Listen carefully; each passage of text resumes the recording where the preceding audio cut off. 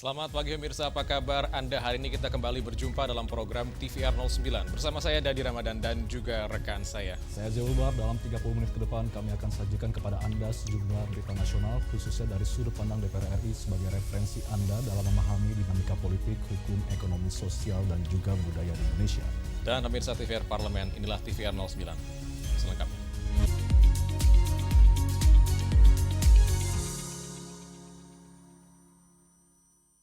Pemirsa, DPR RI mendorong penguatan akses keadilan bagi masyarakat miskin melalui optimalisasi alokasi anggaran untuk program bantuan hukum yang lebih memadai. Komisi 13 DPR RI menyetujui usulan tambahan anggaran Kementerian Hukum sebesar 837,18 miliar rupiah dalam pembahasan Rencana Kerja dan Anggaran tahun 2027. Salah satu program yang menjadi perhatian adalah pembinaan literasi dan pembudayaan hukum serta pemberian bantuan hukum bagi masyarakat miskin dengan pagu anggaran 288,9 miliar rupiah. Anggota Komisi 13 DPR RI Rieke Diah Pitaloka menilai penambahan anggaran Kementerian Hukum dinilai relevan, mengingat adanya amanat konstitusi untuk memberikan layanan publik hingga ke pelosok daerah dan bantuan hukum kepada masyarakat tidak mampu, sehingga peningkatan akses keadilan bagi seluruh warga negara Indonesia diharapkan dapat terwujud. Tambahan anggaran tersebut tadi diarahkan untuk hal-hal yang menurut kami penting seperti tadi disampaikan adalah bantuan hukum, terutama untuk masyarakat yang tidak mampu, kemudian memperkuat pos bantuan hukum desa kelurahan. Jadi jangan dilihat angkanya sebesar itu, kalau sudah dibagi dengan sekian daerah, itu hanya mampu dialokasikan 24 juta setahun loh. Jadi padahal kita negara hukum.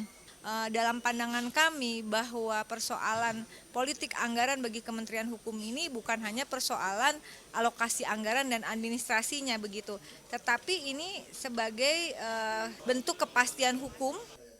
Melalui penguatan program bantuan hukum dan literasi hukum, diharapkan masyarakat semakin mudah memperoleh akses keadilan serta perlindungan hukum yang merata di seluruh Indonesia. Valdo dan Vintoko, TVR Parlemen melaporkan. DPR RI menilai sinergi kebijakan fiskal dan moneter yang ditempuh pemerintah serta Bank Indonesia menjadi kunci dalam menjaga stabilitas rupiah dan kepercayaan pasar. Langkah pemerintah dan Bank Indonesia dalam menjaga stabilitas nilai tukar rupiah dinilai mulai memberikan sinyal positif bagi pasar keuangan nasional.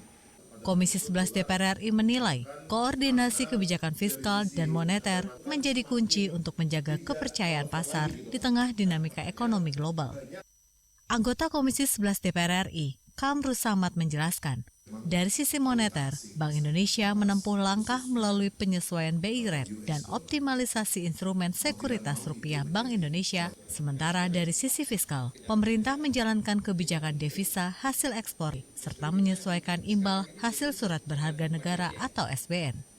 Kamrus Samad juga menilai konsistensi dan koordinasi kebijakan menjadi faktor penting untuk menjaga stabilitas nilai tukar, memperkuat iklim investasi, serta meningkatkan ketahanan ekonomi nasional di tengah tantangan global. Ada dua kebijakan yang sedang berjalan.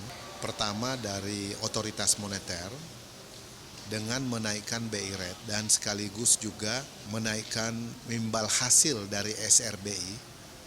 Lalu kemudian dari segi pemerintah, kami melihat pemberlakuan PP, peraturan pemerintah tentang devisa hasil ekspor yang due date-nya 1 Juni itu akan diuji efektivitasnya dalam 6 bulan 1 tahun ke depan. Jadi dua sisi ini market kelihatannya lebih mulai bisa memahami policy, monetary policy dan fiscal policy-nya sudah mulai bisa diterima. Valdo dan Fitian, TVR Parlemen melaporkan. Supaya komoditi ekspor. Pemirsa, DPR RI terus mengawal kebijakan anggaran agar tetap mendukung pembangunan infrastruktur yang merata. Informasi selengkapnya kami hadirkan sesaat lagi, tetaplah di TVR 09.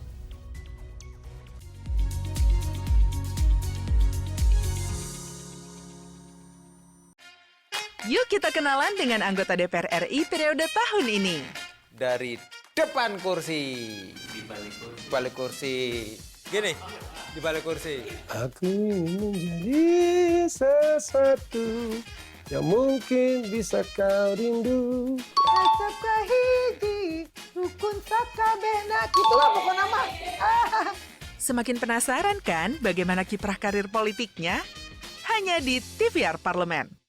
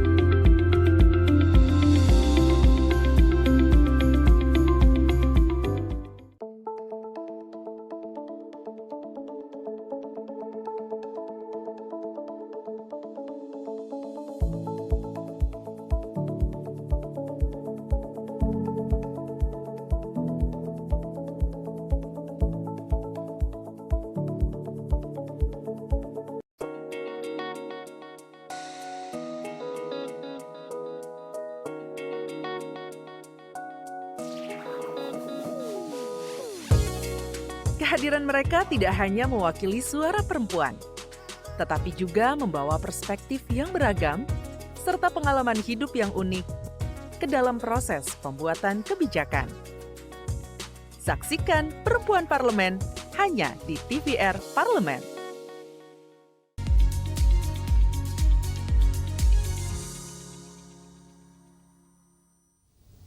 Kembali di TVR 09, pemirsa, Komisi 5 DPR RI mendorong agar alokasi anggaran Kementerian Pekerjaan Umum tahun 2027 tetap mendukung pembangunan infrastruktur secara berkelanjutan. Komisi 5 DPR RI mendorong agar anggaran Kementerian Pekerjaan Umum tahun 2027 tetap memberikan porsi yang memadai untuk pembangunan infrastruktur.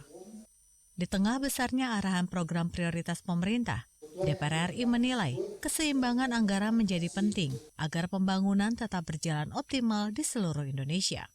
Dalam rapat kerja bersama Kementerian Pekerjaan Umum, terungkap kebutuhan anggaran tahun 2027 mencapai Rp219,81 triliun. Sementara pagu indikatif yang diterima baru sebesar Rp98,47 triliun. Sebagian anggaran tersebut telah teralokasi untuk program prioritas pemerintah, termasuk sekolah rakyat dan penanganan bencana. Kondisi ini membuat ruang untuk pembangunan dan pemeliharaan infrastruktur menjadi lebih terbatas. Ketua Komisi 5 DPR RI Lazarus menegaskan, infrastruktur dasar seperti jalan, jembatan, dan irigasi tetap harus menjadi perhatian karena berdampak langsung pada konektivitas dan ketahanan pangan. Nah, bagaimana kita membangun? Ruas jalan harus cepat kita bangun, menuntaskan konektivitas, kemudian menjaga kualitas jalan, konservasi, jembatan. Kemudian juga terkait dengan ketahanan pangan, kita harus menata irigasi bagaimana, supaya bendungan-bendungan yang sudah dibangun, itu sekarang irigasi primer, sekunder, tersiernya bagaimana. Lazarus berharap pemerintah dapat menyusun prioritas anggaran secara lebih seimbang, sehingga program nasional dan pembangunan infrastruktur dapat berjalan optimal dan berkelanjutan di seluruh wilayah Indonesia. Elvi dan Mufid, TVR Parlemen melaporkan. Badan Aspirasi Masyarakat DPR RI menegaskan pentingnya pansus konflik agraria untuk menyatukan data lapangan dan aspirasi demi penyelesaian yang adil dan menyeluruh. Sepanjang tahun 2015 hingga 2023, konflik agraria di Indonesia mencapai 2.939 kasus di lahan seluas 6,3 juta hektar dan sebanyak 1,75 juta jiwa terdampak konflik tersebut. Menyikapi hal tersebut, Badan Aspirasi Masyarakat atau BAM DPR RI mendorong upaya pansus konflik agraria DPR RI dalam memberikan payung hukum yang komprehensif untuk menyelesaikan persoalan agraria. Anggota BAM DPR RI Totok Hedi Santosa menjelaskan, BAM DPR RI telah banyak menerima aduan masyarakat perihal konflik agraria. Penyelesaian kasus agraria secara parsial atau satu persatu tidak efektif karena tidak menyentuh akar persoalan. Melalui Pansus Konflik Agraria, DPR RI memastikan setiap pihak yang terlibat memiliki ruang untuk berbicara, sehingga konflik dapat diselesaikan secara berkeadilan. Kenapa kami memiliki komitmen itu dan BAM akan memberikan masukan? Karena data kami banyak. Kasus ini ada di mana-mana dan persoalannya kurang lebih begini akan kami berikan data realnya di masyarakat mengenai hak mereka dan konfliknya dengan baik swasta mengatasnamakan negara atau negara begitu saja, itu menjadi satu data yang harus dipegang oleh Pansus sehingga produknya itu sungguh-sungguh menyelesaikan masalah itu secara bersama. Karena prinsip demokrasi adalah satu, orang tetap memilih hak untuk negosiasi. BAM DPR RI juga terus aktif berkoordinasi dan bersinergi dengan komisi teknis terkait untuk menyelesaikan persoalan konflik agraria. Kendan Gunarso, TVR Parlemen, melaporkan. Pemirsa, Komisi 11 DPR RI menilai perkembangan keuangan digital harus diimbangi dengan pengawasan ketat dan edukasi publik untuk melindungi konsumen. Komisi 11 DPR RI menegaskan, pengawasan terhadap sektor keuangan digital harus terus diperkuat seiring semakin pesatnya perkembangan teknologi keuangan di Indonesia. Di balik kemudahan yang ditawarkan oleh ekosistem digital, terdapat resiko kejahatan keuangan yang berpotensi merugikan masyarakat, sehingga diperlukan pengawasan dan edukasi yang lebih intensif dari otoritas jasa keuangan. Anggota Komisi 11 DPR RI, Haris Turino menilai, perkembangan sektor keuangan digital membuka celah bagi berbagai modus kejahatan yang memanfaatkan teknologi digital. Karena itu, ia menekankan pentingnya peran OJK dalam memperkuat pengawasan terhadap aktivitas keuangan digital, termasuk melalui pengawasan oleh jajaran komisioner sesuai bidang masing-masing, maupun melalui program edukasi dan perlindungan konsumen yang dilaksanakan secara berkelanjutan. Digital ini punya mata uang yang ada dua sisinya ya. Di satu sisi tentu memudahkan di dalam banyak hal, termasuk dalam investasi maupun sistem pembayaran. Tapi di sisi yang lain, ini juga memicu munculnya peluang-peluang kejahatan ya di dalam sistem keuangan. Tentu OJK harus lebih melakukan pengawasan mengenai hal ini, baik pengawasan yang dilakukan oleh komisioner-komisioner terkait maupun edukasi yang dijalankan oleh Kepala Eksekutif Bagian Perlindungan Konsumen dan Edukasi. Komisi 11 DPR RI berharap OJK terus memperkuat pengawasan, penegakan aturan, serta edukasi kepada masyarakat dalam menghadapi berbagai tantangan di sektor keuangan digital. Resiko kejahatan digital diharapkan dapat ditekan sehingga ekosistem keuangan digital Indonesia dapat tumbuh secara sehat. Fajar Ilhami dan Fitian, TVR Parlemen, melaporkan. Program Jaminan Kesehatan Nasional yang menjadi tulang punggung layanan kesehatan bagi jutaan rakyat Indonesia kembali menghadapi tantangan serius. DPR RI menilai defisit BPJS Kesehatan yang mencapai sekitar 2 triliun rupiah per bulan harus menjadi perhatian bersama agar keberlanjutan pelayanan kesehatan tetap terjaga bagi seluruh peserta. Informasi selengkapnya akan kami hadirkan saat lagi. Tetaplah di TVR 09.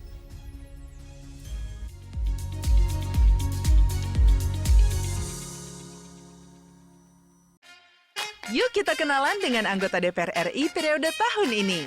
Dari depan kursi, di balik kursi. Gini, di balik kursi. Aku ingin menjadi sesuatu yang mungkin bisa kau rindu. Acap kahiji, rukun sakabehna. Gitulah pokoknya mah. Semakin penasaran kan bagaimana kiprah karir politiknya? Hanya di TVR Parlemen.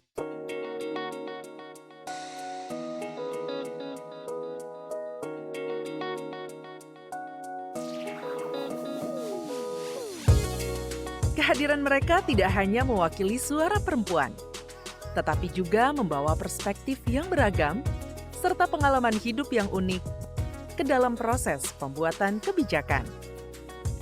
Saksikan Perempuan Parlemen hanya di TVR Parlemen.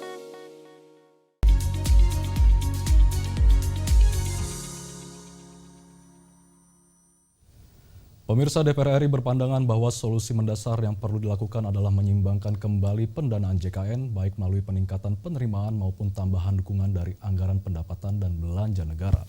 Dengan pendanaan yang lebih kuat dan berkelanjutan, program JKN diharapkan mampu terus memberikan perlindungan kesehatan yang optimal sekaligus menjaga akses layanan yang adil bagi seluruh masyarakat Indonesia. Simak liputan mendalam yang telah dikemas oleh tim redaksi TVR Parlemen dalam segmen editorial Parlemen berikut ini.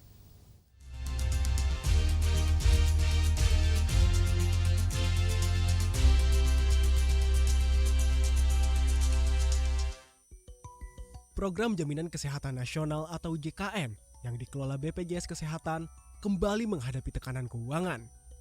Rasio klaim JKN yang telah melampaui batas ideal, yakni mencapai 108%, menjadi salah satu penyebab BPJS Kesehatan mengalami pembengkakan defisit hingga 2 triliun rupiah per bulannya. Pendapatan iuran sebesar 14 triliun, sedangkan beban klaim mencapai 16,5 triliun per bulan, menjadi perhatian serius Komisi 9 DPR RI yang meminta pemerintah untuk segera ambil langkah cepat dalam menjaga keberlanjutan layanan kesehatan bagi masyarakat. Selain tingginya rasio klaim, kenaikan biaya pelayanan kesehatan turut dipicu oleh inflasi pada sektor kesehatan. Pelemahan nilai tukar rupiah terhadap dolar Amerika Serikat berdampak langsung pada kenaikan harga obat-obatan dan alat kesehatan yang sebagian masih bergantung pada impor. Melihat kondisi yang mengkhawatirkan tersebut, anggota Komisi 9 DPR RI Edi Wuryanto berpendapat solusi mendasar yang perlu dilakukan adalah menyeimbangkan kembali pendanaan JKN melalui peningkatan penerimaan atau tambahan dukungan dari anggaran pendapatan dan belanja negara. Meski pemerintah telah mengalokasikan suntikan dana sebesar 20 triliun pada 2026, faktanya jumlah tersebut belum cukup untuk menutup kebutuhan pembiayaan. Sehingga yang perlu dilakukan sekarang adalah menyeimbangkan, berarti penerimaan harus naik.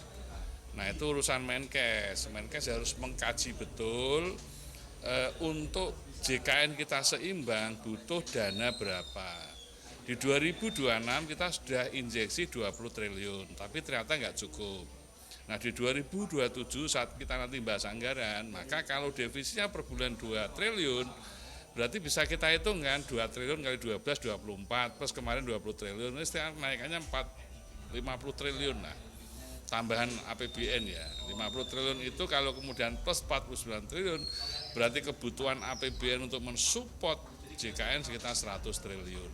Kalau mau sehat, tapi kembali lagi bahwa pemerintah harus fokus pada anggaran kesehatan.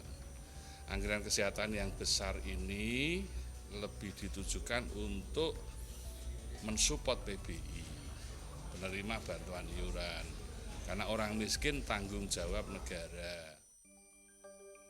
Selain dukungan anggaran, Komisi 9 DPR RI juga meminta BPJS Kesehatan melakukan berbagai pembenahan tata kelola untuk meningkatkan penerimaan iuran dan menekan potensi pemborosan. Seperti beberapa yang menjadi sorotan ialah keberadaan sekitar 13 juta peserta pekerja bukan penerima upah atau PBPU yang berstatus nonaktif dan penghapusan tunggakan kelas 3. Tapi di luar itu memang BPJS sendiri harus terus melakukan perbaikan tata kelola. Misalnya ada sekitar 13 juta peserta PBPU yang non-aktif, ya kan? Padahal dia PBPU kan, ini orang mampu. Kalau orang mampu, perintah PP 108/2013 dipaksa. Apa? Layanan umumnya dibatasi. Dikaitkan dengan pengurusan SIM, pengurusan KTP, pengurusan sertifikat, pengurusan misalnya kemarin jadi isu tuh mahasiswa yang mampu dia wajib punya peserta BPJS, yang mampu loh ya, yang tidak mampu ya PBI lah kan itu bagian dari meningkatkan 13 juta yang non-aktif itu agar penerimaan meningkat. Kemudian penghapusan tunggakan yang kelas 3 sampai sekarang kan belum dieksekusi oleh pemerintah. Kalau itu dihapuskan berarti kan menambah iuran baru kan. Kita prediksi tambahnya sekitar 1 triliun lah dari peserta baru itu, berarti kan meningkatkan penerimaan. Dengan jumlah peserta JKN yang telah mencakup sebagian besar penduduk Indonesia, keberlanjutan pembiayaan BPJS Kesehatan menjadi tantangan besar yang membutuhkan sinergi antara pemerintah, DPR, BPJS Kesehatan, dan masyarakat sebagai peserta. Defisit yang terus melebar dikhawatirkan dapat mempengaruhi kualitas layanan apabila tidak segera diantisipasi melalui kebijakan yang komprehensif dan berkelanjutan. Untuk itu, pemerintah perlu memilih kombinasi kebijakan yang tepat, baik melalui penyesuaian iuran JKN maupun peningkatan dukungan APBN, agar keberlangsungan program JKN tetap terjaga.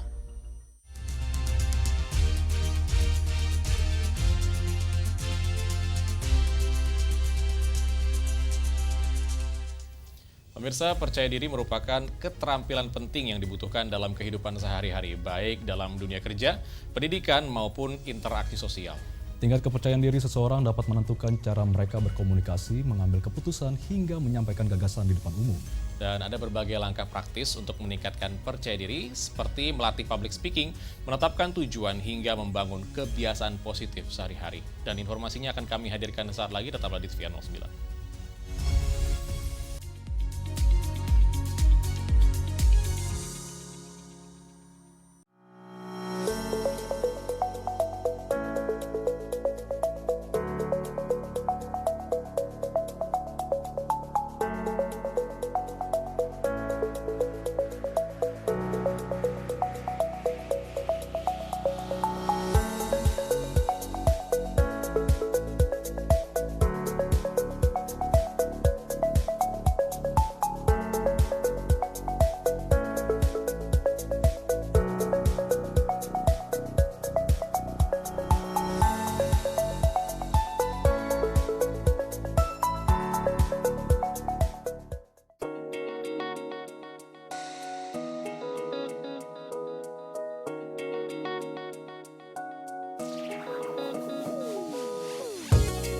Kehadiran mereka tidak hanya mewakili suara perempuan, tetapi juga membawa perspektif yang beragam serta pengalaman hidup yang unik ke dalam proses pembuatan kebijakan.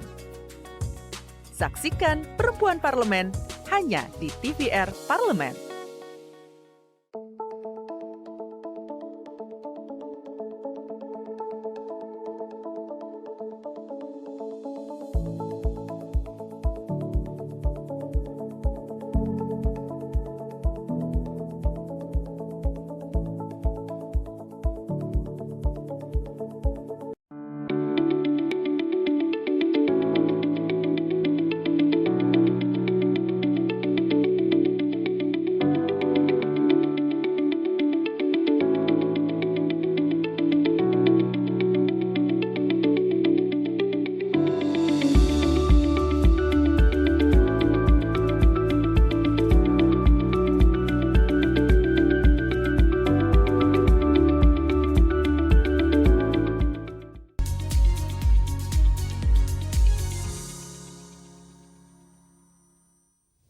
Kembali di TVR 09. Meningkatkan percaya diri membutuhkan proses dan konsistensi, dan setiap orang dapat mulai dari langkah-langkah kecil sesuai dengan kebutuhannya masing-masing. Dukungan lingkungan, pengembangan diri, serta kemampuan untuk mengenali potensi diri merupakan kunci untuk membangun kepercayaan diri yang lebih kuat. Langsung saja mari kita simak tips lengkapnya dalam segmen Intips, Informasi dan Tips berikut ini.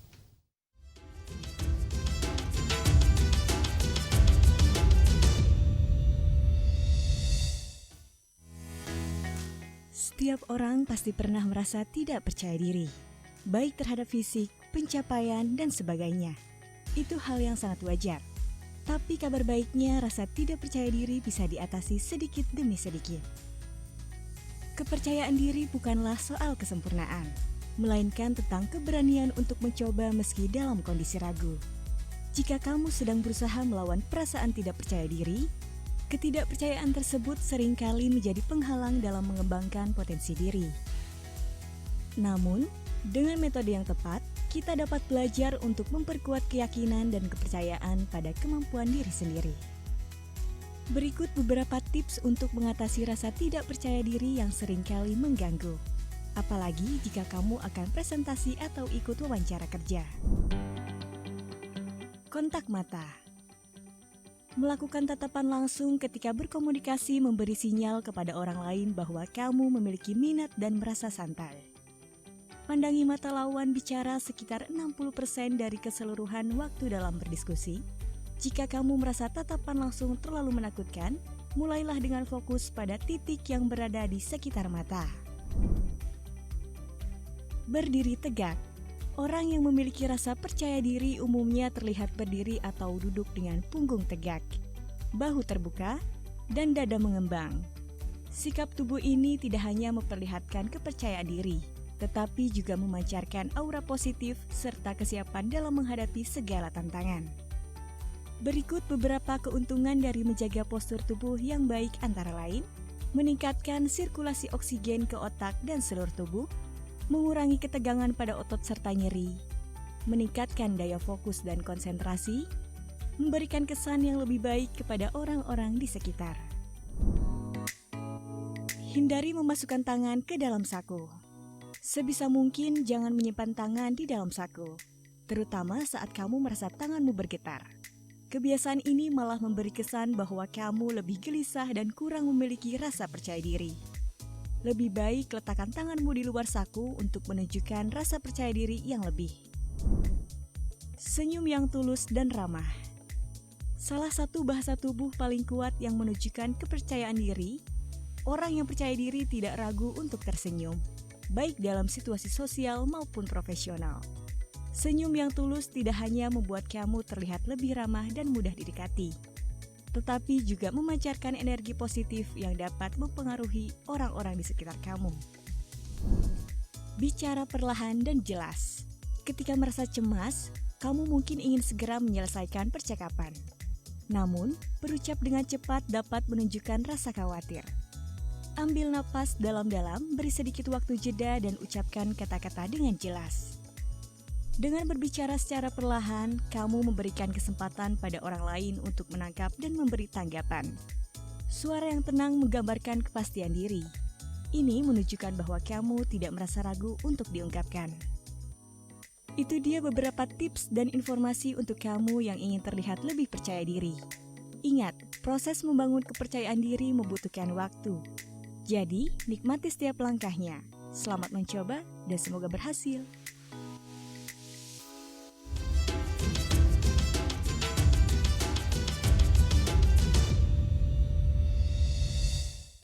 Dan pemirsa, di penghujung acara kami hadirkan agenda DPR RI pada hari Selasa 23 Juni 2026. Pada pukul 10 waktu Indonesia Barat, Komisi 8 DPR RI akan menggelar rapat dengar pendapat dengan Kepala Badan Pelaksana dan Ketua Dewan Pengawas Badan Pengelola Keuangan Haji membahas rencana kerja dan anggaran tahun 2026. Selanjutnya pada pukul 11 waktu Indonesia Barat, Komisi 11 DPR RI akan menggelar rapat dengar pendapat umum dengan Pansus Optimalisasi Pendapatan Daerah DPRD Provinsi Sumatera Selatan dengan pembahasan konsultasi strategis penyelarasan regulasi fiskal hingga penguatan tata kelola pendapatan daerah. Dan pemirsa, tentunya sejumlah agenda serta kegiatan DPR RI lainnya dapat Anda akses di website kami di tvrparlemen.go.id atau melalui kanal YouTube kami TVR Parlemen. Dan pemirsa, demikian TVR 09 edisi pagi ini. Segenap kru TVR Parlemen yang bertugas mengucapkan terima kasih telah menyaksikan TVR 09 pagi ini. Saya Zia Ulbar dan juga rekan saya. Dari Ramadan, sampai jumpa di TVR 09 selanjutnya. TVR Parlemen, referensi Indonesia.